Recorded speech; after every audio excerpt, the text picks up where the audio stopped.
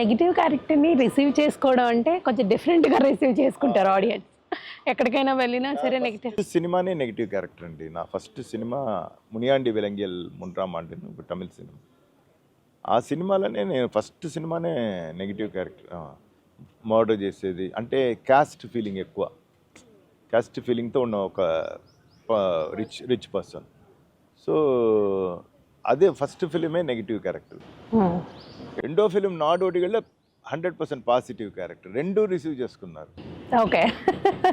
Negative రోల్ని receive చేసుకున్నప్పుడు పబ్లిక్లోకి మీరు వెళ్ళినప్పుడు మీకు ఎదురైన అనుభవాలు ఏమైనా ఉన్నాయా?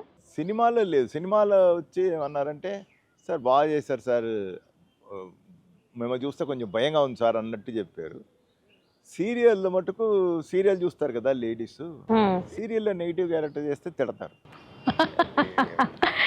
ఇప్పుడు అది ఇది ఏదో తిడుతూ ఉంటారు మన వెళ్తే.